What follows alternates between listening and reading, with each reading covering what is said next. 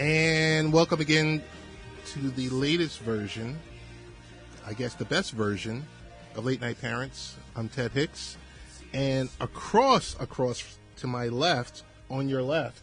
On your left and my right, or their right, and you're right to them. Oh, okay.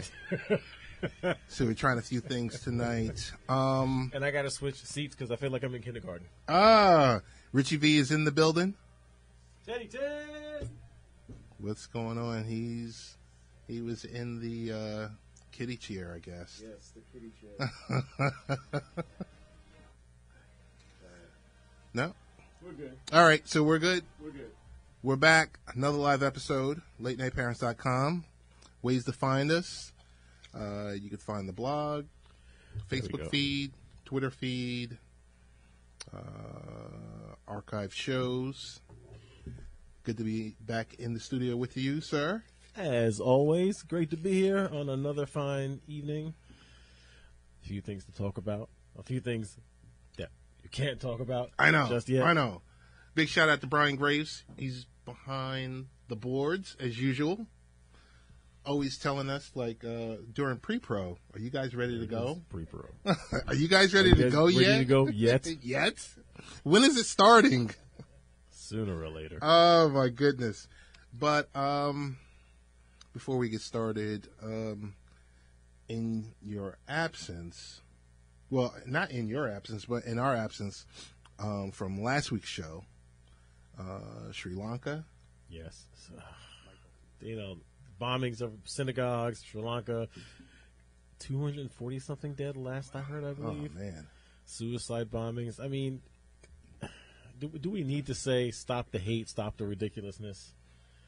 I guess so. Of course, our thoughts and prayers, of course, go out to those who have been affected by these ridiculous acts of violence, senseless acts of violence. And I think in the last 72 hours in California? Yeah, Jewish synagogues in California being attacked. Fortunately, not nearly as much loss of life, but that doesn't in any way, shape, or form make it any better, nicer. That's true. Why? I don't get it. You don't agree with someone? Okay, don't agree. You don't have to go out there and take matters of violence. Right. It's more like just stop the violence. I mean, we heard people saying stop the violence 40 years ago. Right. 50 years ago. There were rap records in the 90s about stop the violence. Yep. But it just continues to escalate. Just from what you were saying before, if I disagree with you on XYZ topics, whether it's, sexuality, religion, or just life in general. Life in general or silly politics. Discuss. Disagree. You don't have to like each other. You don't have to agree. You can disagree peacefully. Right. Sanely. And that's what more people just need to do. Sad. It's sad. Oh, man. From there, Rich, I think it was last week or 2 weeks ago, you were at the car show. Last week, yes, the New York International Auto Show, which is an annual thing at the Javits Center. Of course, it's around the country, but annual thing in New York about this time of year. And, I'm a automotive aficionado. Yes. Car enthusiast. Yes, I am. Extraordinaire. So I like to go at least every other year. I'll skip a year here and there. Okay. I will say this. I mean, normally I will tend to go after work. Okay. Get a couple hours in then, walk through at my own pace, see what I want to see, spend some time, get in some vehicles. Okay. I didn't do that this year. Why not? It was just, actually, we had a day off on a Friday. Okay. And I said, you know what? Let me go in earlier in the day, maybe spend some more time than I normally would, go through. Got there, packed. Utter zoo. Utter craziness. Utter zoo. I did not sit in a single vehicle. I couldn't get any really good pictures because there were too many people in the way all the time. Could barely get angles that I wanted to get. So the cars, everything is nice. This seemed to be the year of the SUV, CUV. Really? Yeah. The lower level in the Javits was all trucks, completely. Wow. Except for like one side, they had some of the non-manufacturer affiliated vehicles. And I'm leading to a segue to shouting out to New York Vision because 4 of our club members had their cars at the show. Way to go. Yeah. And they All were right. Camaros representing. Shout out to Kendall. Shout out to Jack, Cisco, Raul. I'm missing someone. Sorry. Jack, Kendall, Cisco. I got Raul. it. Yeah, there's one more. Well, sometime during the show, you will remember. Yeah, you can just it'll come out. To and me, then yes. we could be in another conversation. You just shout I'll their say, name out. Yes. Just shout their name out. But no, it's car shows are always great to attend. Next year, you got to just go with the media. Get your media pass. Yes. Get us a media pass. Get your media pass. You're right. You're so right. Don't and this is okay. I'm gonna probably take a few people off. Don't go with the peasants and everyone else. No, not go. next year. I think No. actually did was able to get the media pass. Was that 2 years ago? 2 years Maybe ago. 2 years ago. Yeah. You should have said something. Yeah. I thought I knew it was coming up, but I Right. wasn't really paying attention. Put it on your calendar, Yeah, that's what I have to do.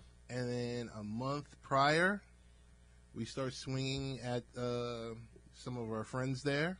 Yep. Because, like, I don't know, sometimes going to some of these things, and it's just everyone is there, and you're Right. like, ugh. You can't appreciate it. I would be more than willing to do a full, pick. You assign me some vehicles Right. to do the reviews on, and Come I'll on. go out there, get the full pictures, do a full take on them. But still, great show. This was actually I think the most vendors I think it seems like there's been in a couple of years. I mean, they had the entire Javits full, downstairs, upstairs, third floor upstairs with smaller vendors hawking their wares and support items. So I'm not really complaining about it. Crowded means people are interested. Right. Crowded means people are looking to purchase cars. A lot of nice vehicles to see out there. Nothing really jumped out at me, except, you know what? I will give a shout out to Mazda. Okay. All the new Mazdas are looking really nice. They're back alive They're again? back alive again. Styling is great. Of course, I could prefer something with a little more power in them. Okay. But, Sky Active technology, they got a bunch of 4-cylinders that are, get fuel efficient, but have some power to them. So that's where my shout out goes. Last time I was interested in a Mazda was when they had the 929 models. Wow. I remember those days. That was a great car. I mean, I'm sure you would say, hey, RX-7, you know, Back then, yes. back then. But as per the last 20 years, Nothing. I haven't really seen much. They're out there. They've been, you see lots of Mazda 3s, CX-3s, CX-5s. Their Okay. CUV is a very, very popular vehicle, gets great ratings. Okay. Yeah, but the passenger cars, you don't see as many. No, They're you priced don't. right. I always wonder what the longevity is. That seems to be the key. How many models of a 8, 9, 10-year-old car do you see on the road? That's true. Sure, a lot of people are doing the leasing thing, so you don't really get to see that many, or they get put back into service as an auction vehicle, or you buy it used. But if you see, lots of a model on the road, it's good quality. I mean, it lasts. That's true. That's true. So that's just one of the things. So was there a specific floor for the electric/hybrid cars? No, they were mixed in. They were mixed in. They were mixed in. Really? Yep. Mercedes had their new e-cars. Would you say thumbs up or BMW? thumbs down to something like that? Would you want them? Would you have wanted them on a specific level so that you can just peruse through it a little bit easier? It would be nice, but I see the reason for not doing it, because I think what the manufacturers are kind of saying is they're just another car. This is what's coming. Okay. So they highlighted them. Okay. In each vendor's area, there was definitely this is our electric vehicle showcase, but you didn't need to have them in their own area Okay. because they're still the cars, and interiors are interiors, and unfortunately, of course, you're not driving them at the show, so it doesn't quite have as much of an effect. So it's like bring your own device, bring your own charging station. Yeah, in some cases, yeah. That's one heck of a battery to carry around. Okay. This is Late Night Parents with Rich and Ted. Ways to follow the show is latenightparents.com. Rich, predictions for the Battle of Winterfell? Do you even feel comfortable with giving predictions? I'm not going to call them predictions. Okay. Because I don't really, there's almost no one that's safe, I don't think. I mean, so, all right. Come on. This is Game of Thrones. Anyone can die. So Jon Snow can die tonight. Jon Snow could definitely die tonight. Really? Sure. You don't think they want to save that to like the bitter end? They like want to, but Jon Snow could die tonight. Are you 10 asking me if I minutes of think the he show? will? Yeah, No, I'm I asking don't you. think he will. Okay. But then, of course, we still have the Red Witch. So he could die tonight and then get brought back in the episode before last. That's true. For another showdown. So, I don't know. Okay. You might be on something. Okay. Who do I think it is going down? Mm-hmm. I think Ser Jorah is going down. Okay. Because he's got that Valyrian steel sword now from Sam. Mm-hmm. And I think he's just going to go out like a boss. Okay. Swinging. He's going to do some damage. Take out probably a couple of generals. But I think he's going down tonight. Brienne, they put too much of a nice little bow on her storyline. Yeah. I think she's done. Okay. Or in serious trouble. Okay. I don't think that Sansa dies tonight. Though I don't know if she's going to survive or not. They're making a little too much of a Sansa and Theon little love thing going on. And, Okay. Making googly eyes at each other. So, one of those two may bite it tonight. I think Arya survives. Jaime Lannister, he could go, but I think he's instrumental in Cersei's death, so I'm going to say no. Okay. The Hound, I want him to live for Clegane Bowl, but if not, okay, he could go tonight. Grey Worm, yeah, I think he's done. Who else? Who else do you think here? Bran, I think Bran's alive. I think Bran lives through this. Okay. Sam, I think Sam lives because I think Sam is the one who actually writes the story of Ice and Fire in the end. So I believe Sam will live. All right. Gilly, I don't know. She might not. I just wanted to just leave it there. Any bold predictions for tonight? No, you can't because again, this Game of Thrones, anything can happen. If I gave a bold prediction, it'll be that the Night King is actually on his way to King's Landing and does something over there and totally skips Winterfell. Okay. That's the bold prediction. Okay. Other shows that are on, which they seem to get no burn at all, or not, they go without the same fanfare, is Billions and Killing Eve.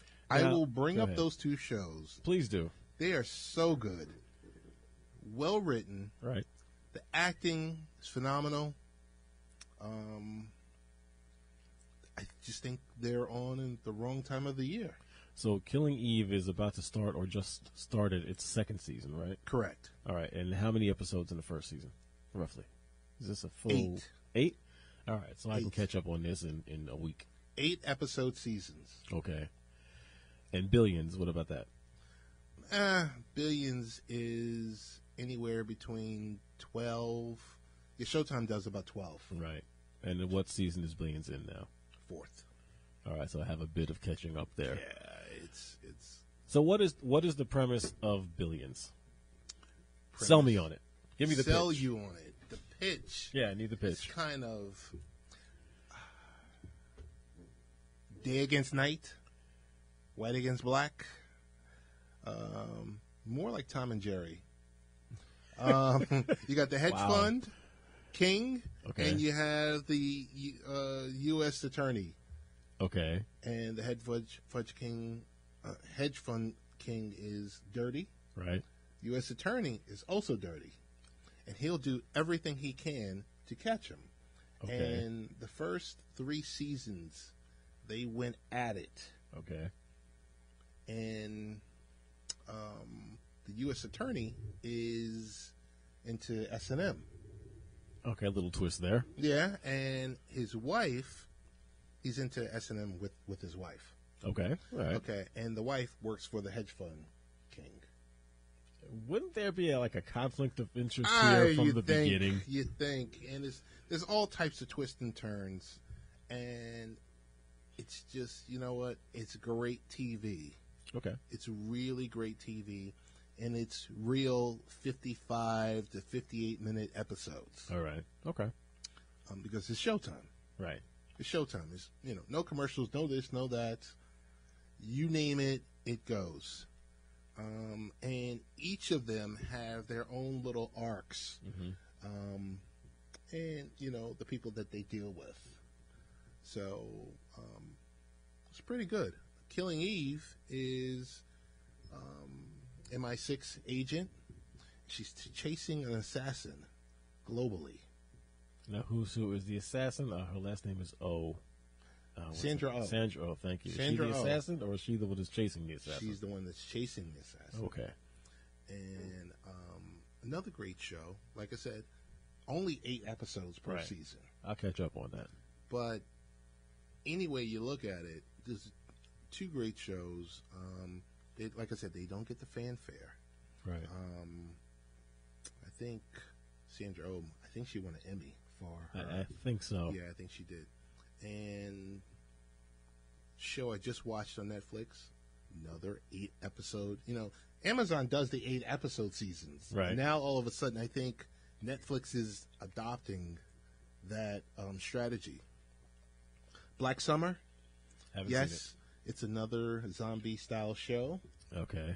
But it's from the writers from the Asylum Group that put together Z Nation on the Sci-Fi Channel. I hear good things about Z Nation. Very funny. Haven't seen it. Funny? Very funny. I mean, yes, you're dealing with zombies. Right. Yes, people are getting That could be chewed funny. up. But they take, a different look at it. Okay. There are some things that are, that might make you, sorry and sad.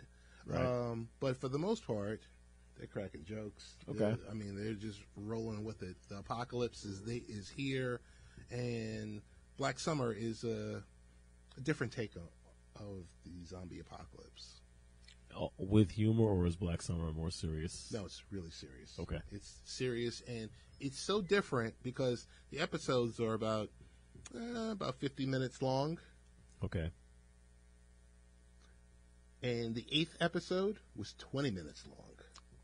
It's like a commercial. Totally. I'm like sitting there like, huh? Was there a specific reason just for it to be that short, or they just really didn't need- more to wrap up. Okay. The wrap up. So I guess they could have did it in 7 episodes, but Right. they just gave you a 20-minute episode. Okay. End credits. In credits.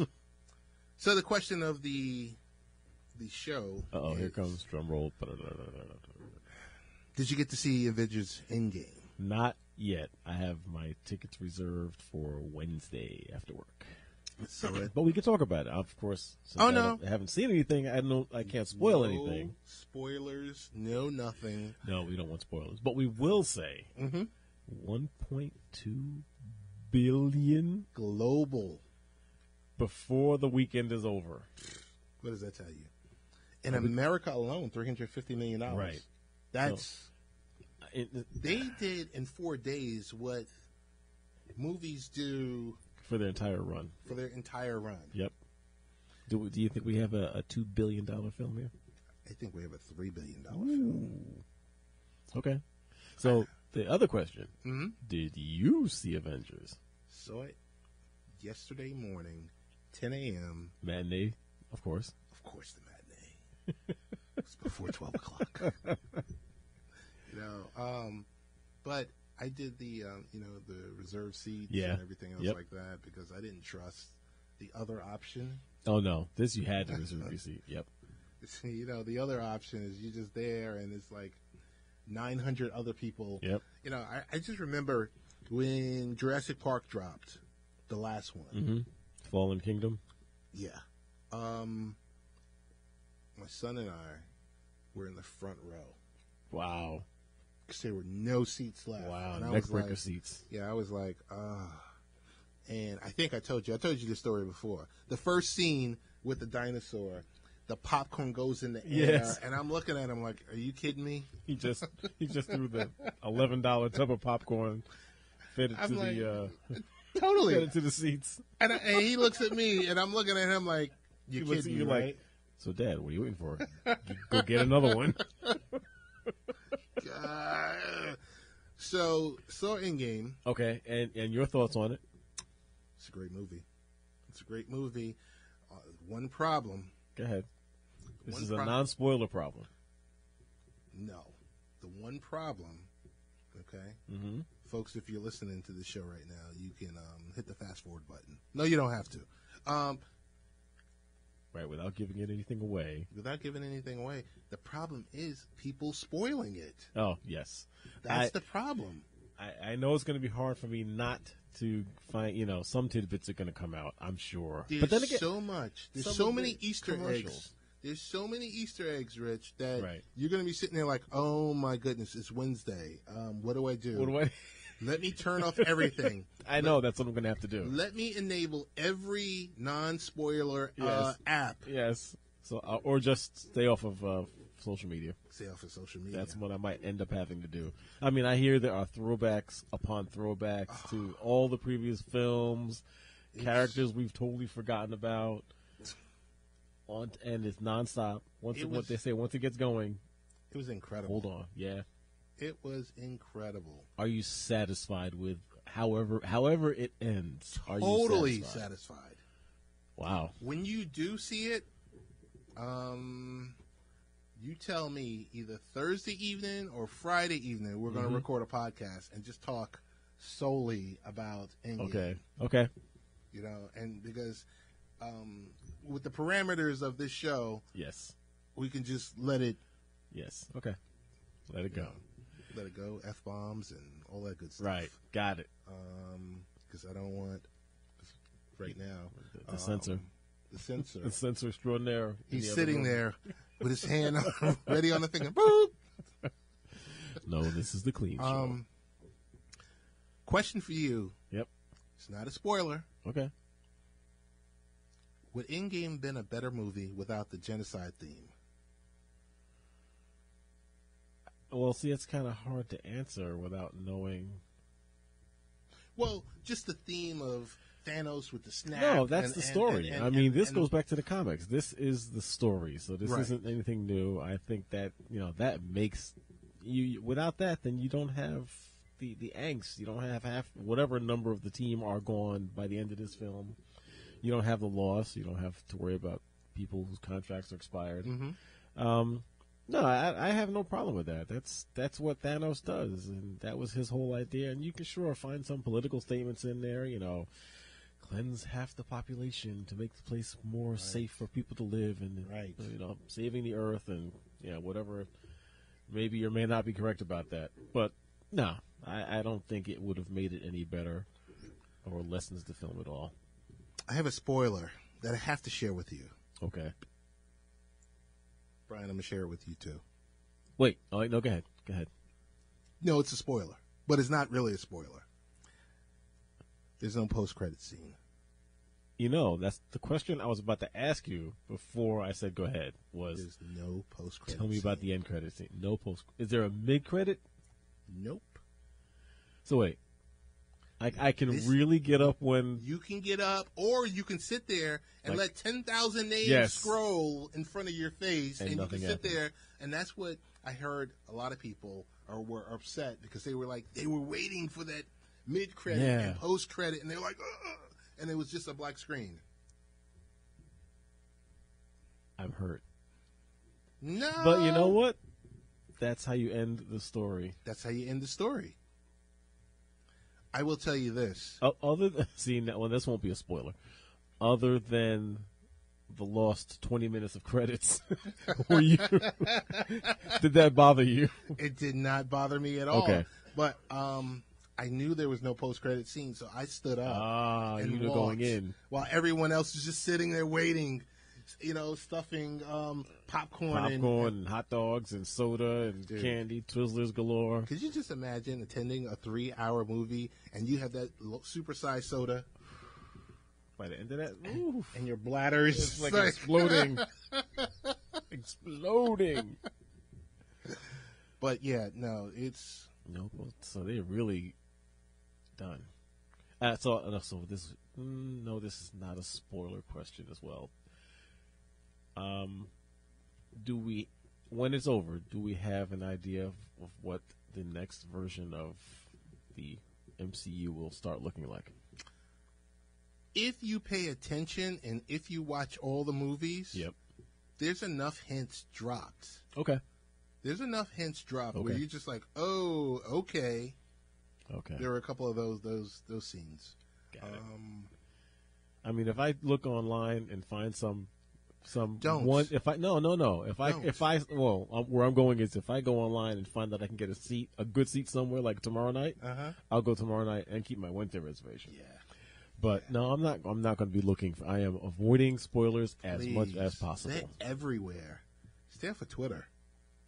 Oh yeah, that's easy off. enough for me. Easy I enough. remember when The Force Awakens, Yes. and we were heading to The Force Awakens the Friday morning. Right. We were going there to go see it. And the night before, on my Twitter feed, it says Han Solo dies. And I was like, are you kidding me?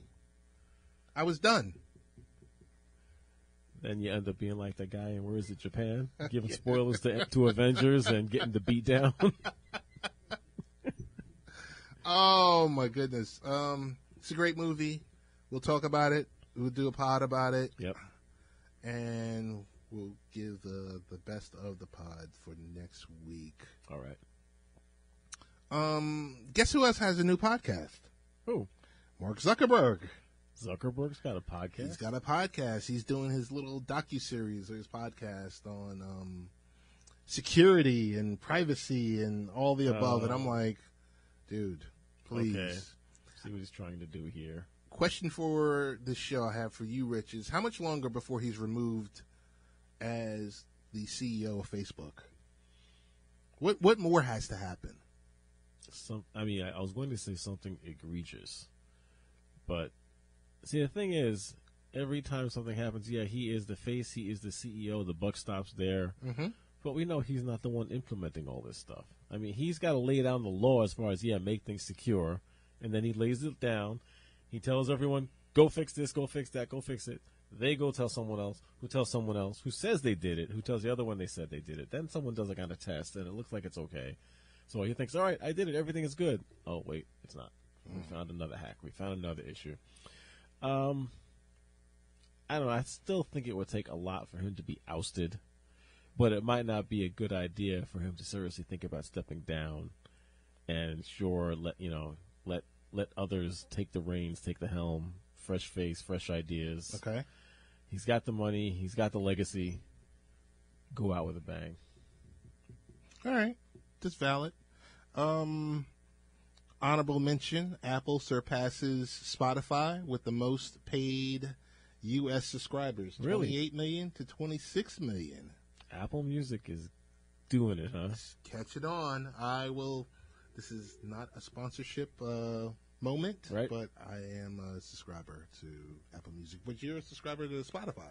Not anymore. I used to be. Okay. I was. I'm a subscriber. Actually, a subscriber, a paid subscriber to no music services. Really? At the moment. Nope. Okay. I'll when I hear something. I mean, sure, I listen to Pandora, and because I believe it or not, I don't actually listen to too much music when I'm not like. Oh, so I have to take that statement back. Okay. I do have satellite radio in the car. So I consider stopped that paid subscribing music. for the first time in 10 or 12 years. Okay. All right. So I guess that counts, right? As a subscriber? Yeah, sure. Right, so I do. That's my subscription music. When I'm on the train or I've got my iPod and my music and my phone or whatever I may be listening to, it's my own music library. If I hear a song I want, I'll go buy it. I have it forever. Or still, I'll also stream. Fortunately, we are a major metropolitan area, so I can stream whatever service I want on the phone on the Long Island Railroad pretty well, and I'm good with it. That's true. That's true. Hey, in the queue, we have a recorded interview with the CEO and founder of OPEAR MD. The concept of a house call is as old as medicine. Mm-hmm. But Michael Demetriou talks about his new app, OPEAR MD, and it launches in 5 boroughs. Also, Long Island, Westchester County, next month. Local. All right. Local yokel, as we like to say. And it's changing the ways that parents get pediatric care. Okay. Doctors will, you go on the app, you subscribe. Right. Doctor will come to your home. They're actually having a doctor make a visit. Yes. Physical doctor. Physical coming doctor. to the address. Not a virtual visit. A physical doctor will come to your visit. So this is, we're going, like you just said, we're going back to the way it was 50 Yes. years ago. Doctors made house calls. Totally. That's why they had the license plate, so they could park where they needed to park. Yes. Well, all right, good. I hope this works out for him. This could change a few things, maybe, because especially those, I guess, with young children, babies, Yes. sick. You don't want to take the baby out, go through all that. Doctor comes to the house, bing, bang, boom, done. Okay. Rich, best ways to get in contact with you? As always, Late Night Rich. And I am the real Ted Hicks. We're getting ready to go into the interview, and you can listen to the interview, and after, have a great week. Thanks for listening, everyone. Michael, how you doing? This is Ted Hicks from Late Night Parents. Hey, Ted, how you doing? I'm doing well, man. Thank you for asking. How you doing? I'm doing well. It's Friday. I'm in downtown Manhattan, and getting ready to wrap up for the weekend. How about yourself? Likewise. So I'm happy. So I'm actually working from home today out in Long Island today. Oh, good for you. Yeah, so which is nice. The kids had a play date. My wife's out with our daughter, so it's actually a nice quiet day of work, so I can get Oh, my goodness. Which is always a good thing. Yes, I got to tell you, my son and my wife are in South Carolina right now. She's visiting. My wife is visiting her mom. So she's been down there this week because school was out this week. Yep. So I don't want to get myself in trouble, but it was a nice, quiet week. Oh, it's phenomenal, right? I mean, it really is. You know, I had a bunch of things to do at work, and I was kind of like, okay, so I got to come in early on a few days and stay a little late, but I was able to do that, and while they were down in South Carolina, so it all worked out. But I wanted to thank you for taking a few minutes out. Of course, likewise. Yeah, so we're talking to CEO Michael Demetriou. That's perfect, Demetriou. That's perfect, yeah. Okay, and from OPEAR, and it's all about a new model and why it will save New York families. This summer, we put up a blog post on latenightparents.com.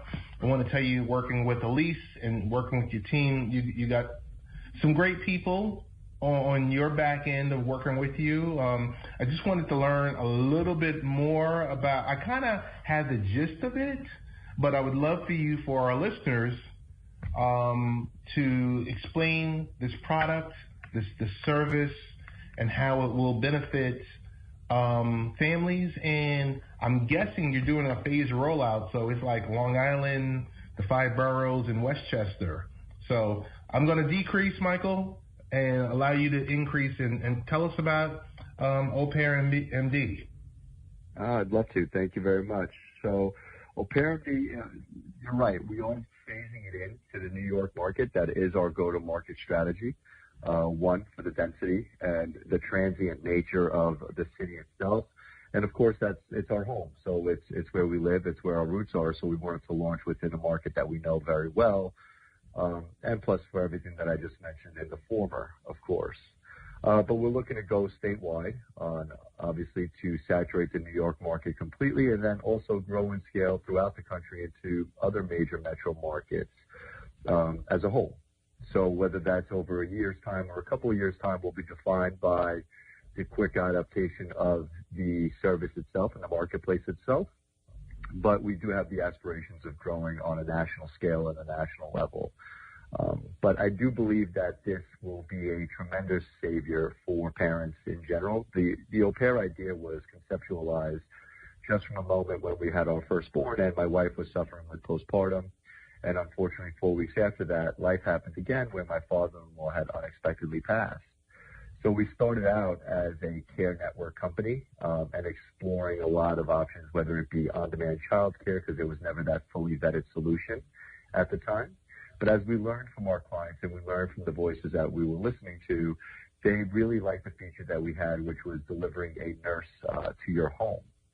And when we explored that a little bit in more depth, what we realized is there's a significant value proposition to us as parents in many ways when it comes to bringing health care for that non-invasive care. You know, those urgent care needs that really plague us a lot with kids, whether it's an earache and you start running a temperature and you don't know if it is or is not an ear infection. Maybe they do or don't have the flu. Maybe they do or don't have strep throat. But the problem I've always found as a parent, which tortures me, is when I leave my home with my baby all cozied up and I take him or her out and I bring him to the doctor's office, I'm sitting there for an hour, hour and a half during sick season, just waiting and waiting and waiting to just get in there and see the doctor. You finally get into the office where they're going to proceed with the visit. You got another, let's say, 10 to 20-minute wait. And they do their check, which is great, in all of about seconds. You don't really get the quality time that you're looking for because of the way the insurance companies run. They kind of just make you see a certain amount of patients over the course of the hour.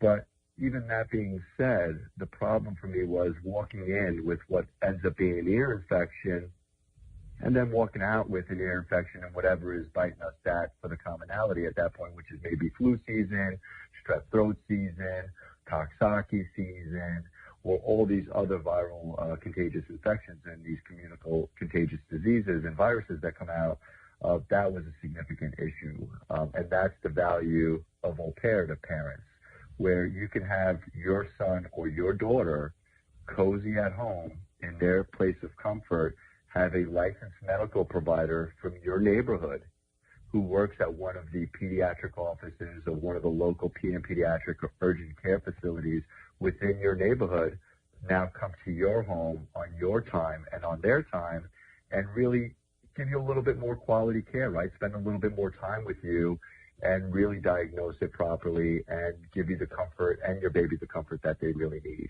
So that's why au pair was born, and that's why we're excited to bring that to the New York market.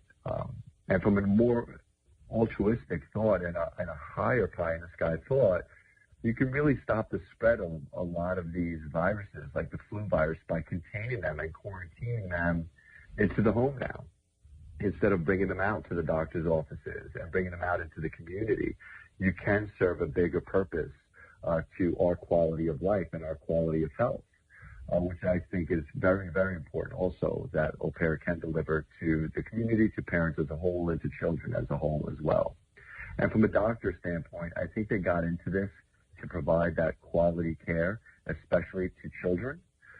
So being able to spend 20 minutes with them instead of 5 minutes because they got to rush through to the next patient is super important for the medical providers and as well as the parents themselves. Michael, that's a lot to unpack, but I will tell you this much. I'm going to give you a thumbs up because there have been so many times, I'm speaking for myself, when my kids were much younger. My kids now are, son's soon to be 12, daughter is 17. But I remember sitting in urgent care, and I remember, if not urgent care, scheduling an appointment with the pediatrician, and you walk into the pediatrician, and there's like 10 other sick children in there, and I'm like, oh man, and they're like, oh, it's flu season. Yeah, there's a bad virus going around. The fact that your au pair is offering in-home service is something great. It's really something great. And I appreciate you saying that. And I really do believe that, because that's the thing, right? I mean, everybody's kid gets sick. You're going to school, kids get sick, and that's just the nature of the beast that we live in. But if we can keep them more comfortable, and if we can actually just diagnose the ear infection at home and not have them leave the doctor's office with the flu at that point is tremendous. I mean, I can tell you a story that just happened to us the other day where I laughed with my wife when we were first thinking about this and conceptualizing this.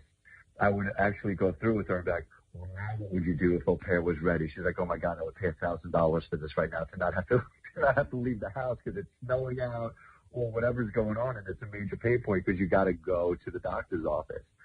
But just the other, about 3 weeks back, we had our son, and he was perfectly fine on Saturday. We brought him to his little football game, his little flag football game. He had a great time. He played well. It showed no signs of sickness.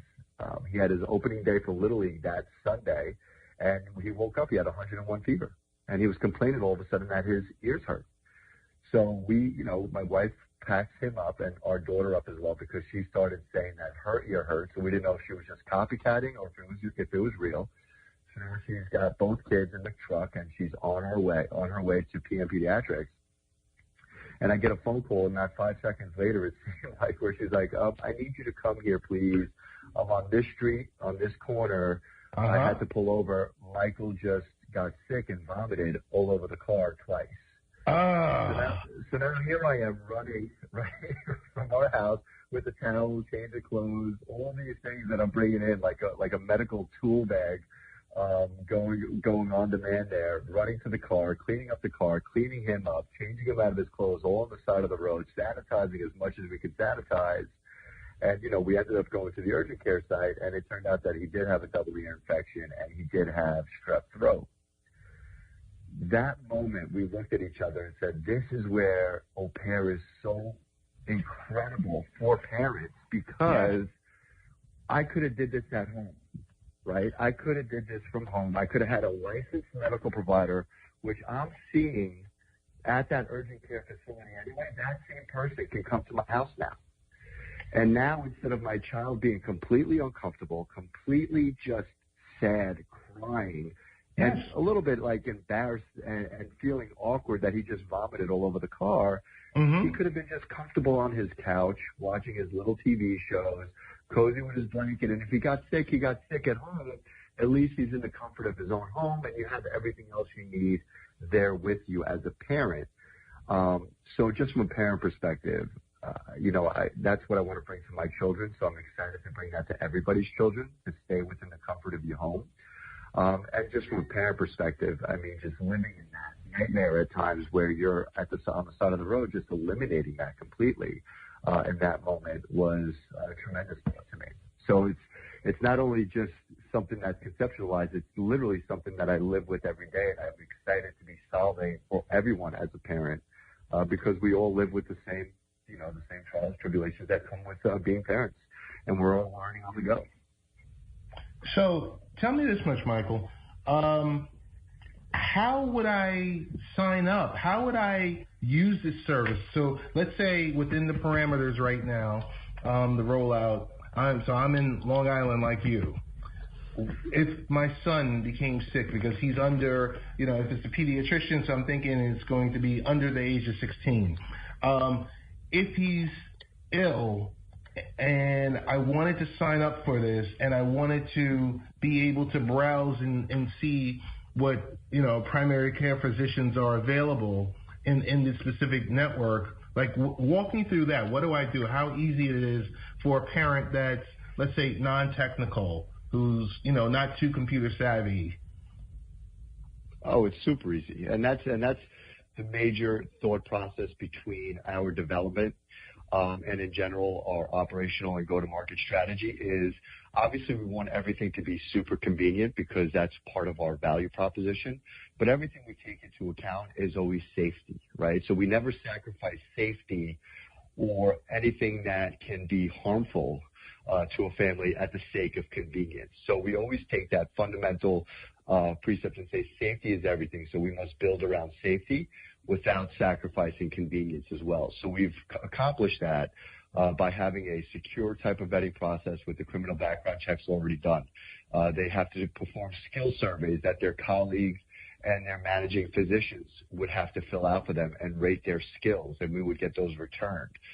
Licensing credentials will be checked monthly and daily to make sure there's no blips on the radar, there's no red flags, there's nothing sanctioning them from performing their service and being a medical provider at that point. So that's keeping it very convenient for parents by saying we're doing all that legwork up front for you. But from the technical side of it, they would fill out a profile. Okay. They would go through a couple of steps of filling in the necessary key points of information, children's ages, allergies, their home address.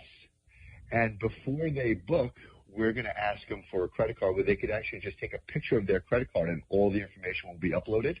Okay. So they never have to come out of pocket and pay for anything as far as cash. It'll always be done within the app as far as the credit card itself. But before they book, they could perform a search and see who would be available as far as the ratings of the physicians, the providers, their skill sets, what other people are saying about them who have worked with them in the past. And then when they're ready to book, they can book somebody that they choose, that they feel comfortable with, that they like to come to their home. And they can speak to that person through the app as well, so it stays confidential as far as the numbers exchanged. So they'll be able to have a conversation with that provider before they even come to their home if they'd like as well. Wow, that's awesome. Hey, I do want to ask you one other question in regards to, let's say I'm a caregiver. Can you go at it from that standpoint? What do you mean by that? If I'm, let's just say I'm a doctor and I want to be a part of the OPEAR network. Okay. To provide service. So I'm guessing, like, after you do security checks and verifications, how are you kind of like accepting physicians in the local neighborhood? As far as OPEAR, how do we accept them, or how would a parent accept them? Well, how would you accept them? So OPEAR will accept them from one, they have to work within their neighborhood itself, right? Okay. So it can't just be somebody that is flying out of nowhere. I've just decided to come in from California and I feel like working for the next 2 days. That's not going to fly with us. It doesn't give me the warm and fuzzy feeling as a parent, so I would never pass that along to anybody else. So from my perspective, it's always fallen, if I'm not a client of my own service and I'm not comfortable within my own service, I will never sell it or allow it to be sold to anybody else. Gotcha. So they have to be a provider within striking distance of your neighborhood. Let's call it a 10-mile or a 5-mile radius from your home. So they'll always be grounded somewhere, right? So we need that first. Then we need to see that your 3 reference checks pan out. And it's not so much to say, yep, this person works here, because we're going to have that done as well. We want more than that. We want to know, how do they deal with patients? What's their bedside manner? What's their temperament? What's their personality? Where do they excel? Do they excel on, blood work? Do they excel in areas of ears? Do they excel? What is their specialty, or where do they excel within the scope of work that they perform? So we're taking it down to a very granular level and asking their peers, the people that they work with within that facility, and the managing doctor, assuming that this person is not the doctor on site and they're the physician assistant or the advanced RN, asking that managing doctor to rate them as well and say, okay, well, you hired this person. Would you hire them again? Right. And what do you think about their skills? And getting all those results back, getting those ratings back, digesting that on our side, making sure that there's nothing we need to be cautious about whatsoever, confirming that these IP addresses where these surveys were performed are valid. They weren't duplicate in any way where somebody was trying to defraud us with dummy emails or dummy IP addresses. Confirming that validity of those will also populate through to make sure that it's for real and it's not something that's just being bamboozled or the wool being pulled over our eyes in some way. Once they meet those checkpoints and they pass a full scope criminal background check, which also checks health sanctions from across the country, criminal records at the state and federal level, sex offender registries, and really coming back squeaky clean on all those records, then we can allow them to be within the marketplace. Once they're in the marketplace, then the parent themselves, who's also part of, can view and then book from there who they like. And they'll know what their peers said about them. Because even though they may not see that Joe said X about Jane, what they will know is that from their peers, they received a 6 out of a 7 score. right? So they'll know exactly what their peers think of them. So a parent will know exactly what they're dealing with. They'll actually know more about these providers going through au pair than they would going directly to the pediatric office. Because we don't even go through those steps as parents when we're going through the pediatric office, right? We say, well, who do you like? You know, we ask a friend or we ask a family member, and then we go. And then we test it out and we see how it's going. In this case, we're going to have even more granular understanding of our providers by just going through au pair. What I think this does from a provider standpoint in a significant way is also allows for the doctor's offices and the emergency rooms to become less cluttered. It allows for them to really focus their attention on the serious illnesses, the serious ailments, the broken bones, something more serious that none of us want to wish on to anybody. Really focus your attention on that and take the non-invasive stuff. Take those quick checks, the strep test, the ear check, the flu test, those quick 15-minute checks that plague us all more often than anything else and drive us into those waiting rooms. You're speaking the truth. By bringing them to the house, bringing them home, and it really allows for the medical community now to really focus what they need to focus on in the office, which is the major, major stuff, right?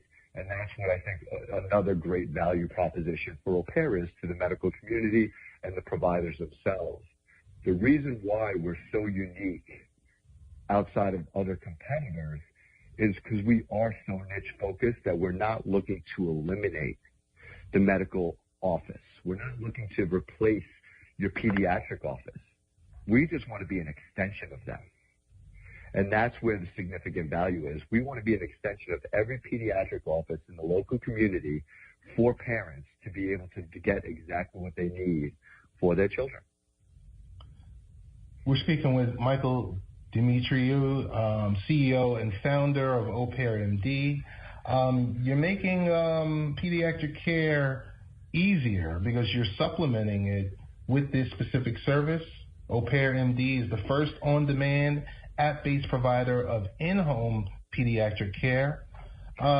Michael, as we get ready to close this out, for our listeners, if they want to do a follow-up with you or with au pair, now's your time to promote the website, and if you have any phone numbers or Facebook pages, your social media presence, so that is going to allow our listeners to find more about this great service.